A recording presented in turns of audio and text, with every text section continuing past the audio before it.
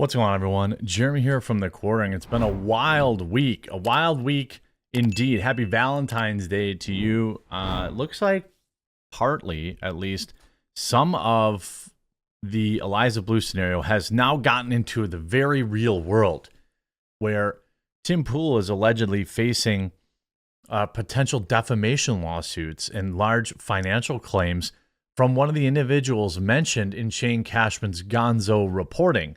And what a mess. What a mess. And this appears, this is one of those things where, like, you know, this isn't like a backhanded thing at Tim. I'm just trying, you know, literally covering this because the whole thing has got a life of its own. Certainly Eliza has some legal liability, in my opinion, for tortious interference, for ruining people's ability to use their Twitter accounts. But this is a much bigger deal. I want to let everyone know, too, today we have the Valentine's Day sale over at coffeebrandcoffee.com. If you haven't tried it out yet, it's my company.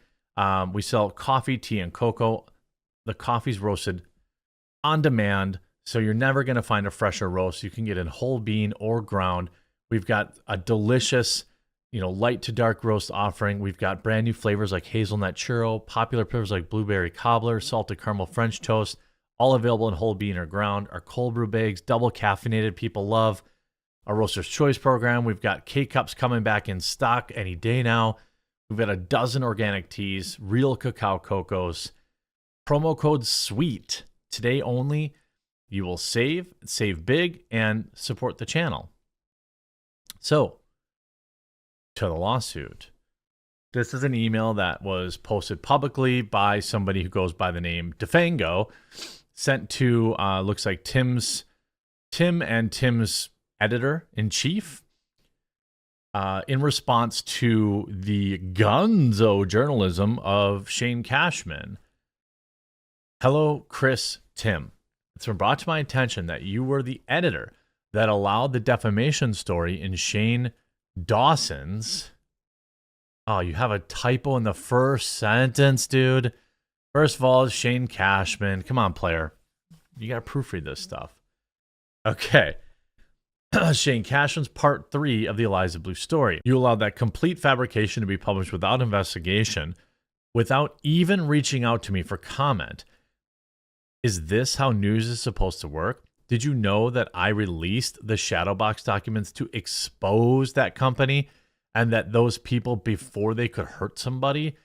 Do you know that I got multiple restraining orders against people in that company for the defamation you willingly published without any research? Are you aware that I have never been a part of any case that went to trial and have been dismissed from every single one?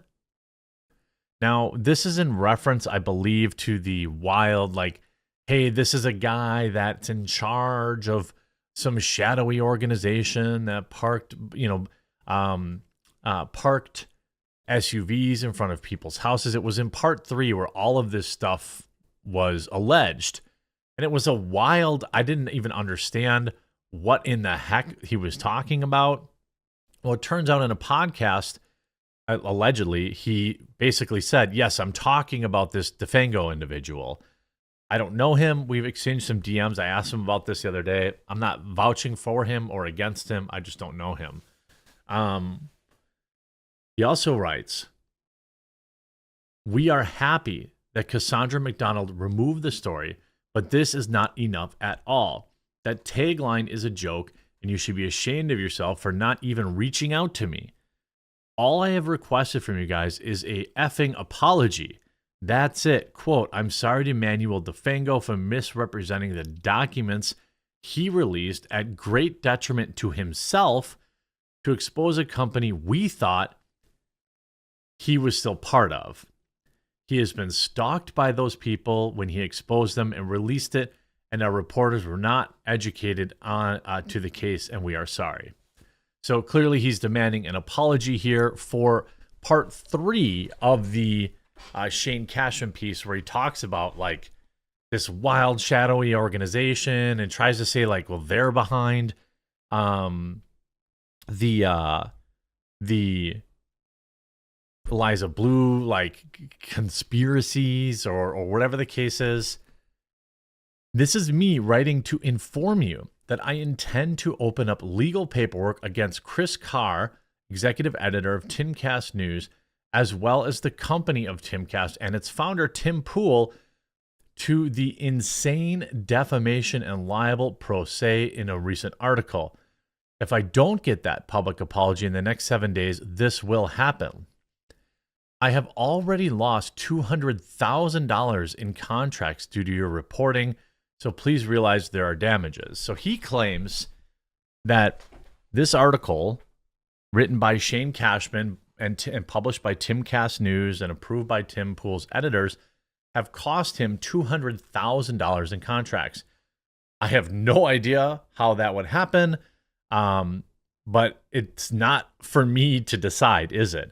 It's really for the judge to decide, should this go to court? And as somebody who has gone to court for, even in a slam dunk scenario, it's extremely expensive, even when you're 100% right.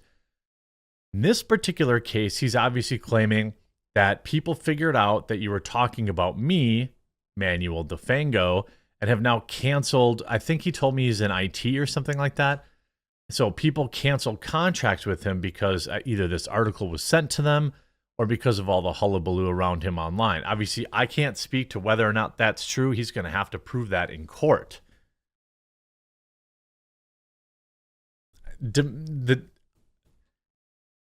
I am not a good writer. Okay, so I say this, if this is the email I would have sent, I would have proofread it a little better, and it's a little emotional. But if he lost these contracts because of the piece, he certainly has a case. That's the big thing when you talk about defamation and libelous statements, is that you have to actually have some sort of financial damage. Some idiot says something about me online, I have to go to court and prove that, hey, I lost a sponsor because of this, or I lost, this or that because of this. And so he's clearly mentioning that, as a reason for that. I expect you guys to do the right thing. Make this easy on everyone and apologize. I was a paying member of the YouTube channel and a member on the website, and I watch the show regularly. Oof. I'm a single dude who has been damaged by this insane story multiple times over the years, and it's awful you people didn't even research this or even think to talk to me about it.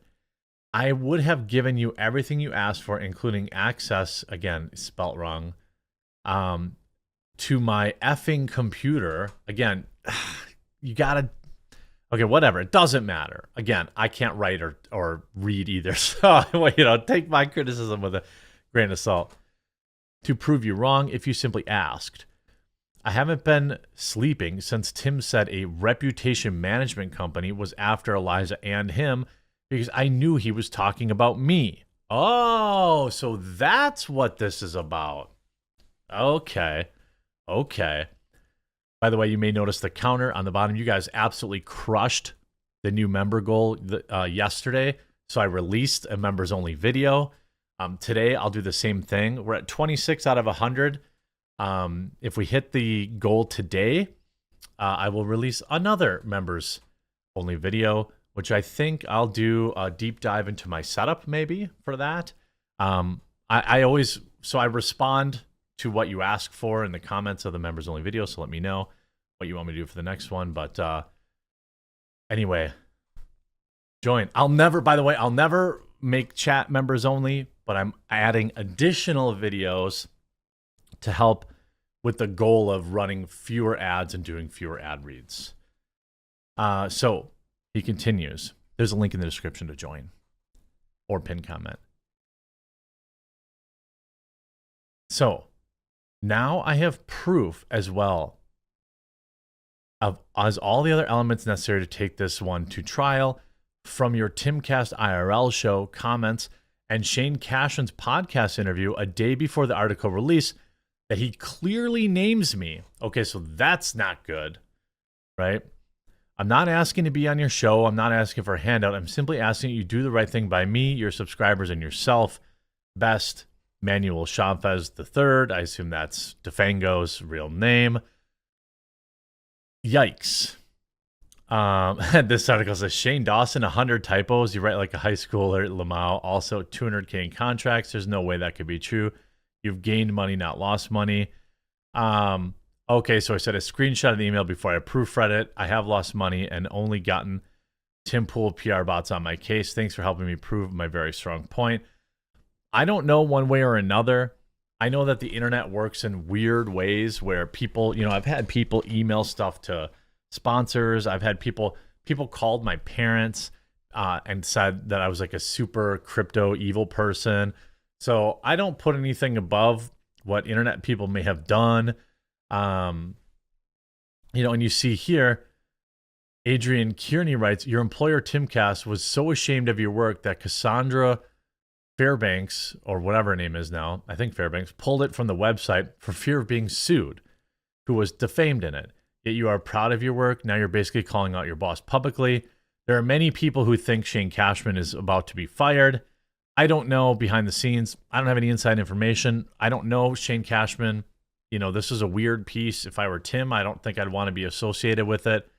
But also, I don't know why journalists feel like they need to work for Timcast. If they're good, they can probably just survive on their own. But yeah, this has now entered the very real stage of first we were in the F around, and now we're in the find out stage.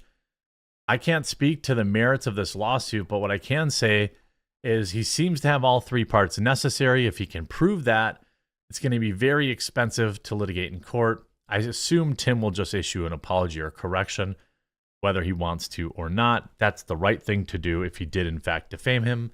And it looks like perhaps he did. So what an interesting day. I hope you enjoyed the video. Make sure you check out coffeebrandcoffee.com and join the members section of YouTube. By the way, the members only videos go out to my locals and my subscribe star too. So if you're a member there, I upload it there too. So I hope you enjoyed this video. We'll talk to you again real soon.